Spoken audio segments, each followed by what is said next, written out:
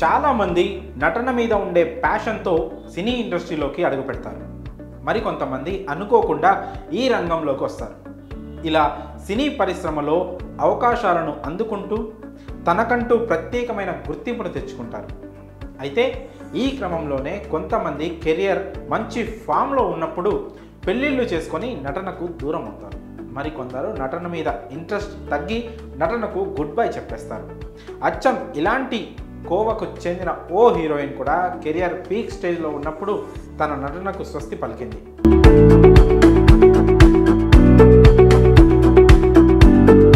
ఆమె ఒక star heroine. దాదాపు స్టార్ హీరోల అందరితో నటించి మెప్పించింది.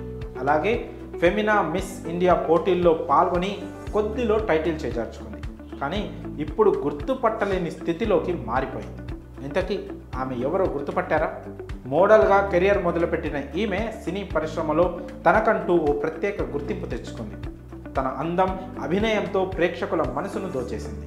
అలాగే ఇండస్ట్రీలో కూడా స్టార్ హీరోల సరసన వరుస అవకాశాలను అందుకుంటూ మంచి పాపులారిటీని సంపాదించుకుంది. అయితే తాజాగా ఆమెకు సంబంధించిన ఫోటోలు సోషల్ మీడియాలో వైరల్ అవుతున్నాయి. దీనిని చూసిన నెటిజన్స్ గుర్తుపట్టడానికి కాస్త సమయమే పట్టింది. ఎంతో ఫామ్లో ఉన్న హీరోయిన్ ఇప్పుడు ఉన్నట్టుండి బౌద్ధ సన్యాసిగా మారింది.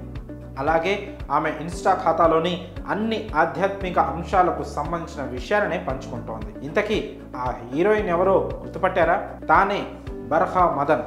ఈమె ఒకప్పుడు స్టార్ హీరోయిన్. 1994లో మిస్ ఇండియా ఫైనలిస్ట్లో చేరింది. అంతేకాకుండా మిస్ ఇండియా కిరీటం కోసం సుస్మితా సేన్, ఐశ్వర్య రాయ్లతో పోటీ పడి మొదటి రన్నరప్గా నిలిచింది.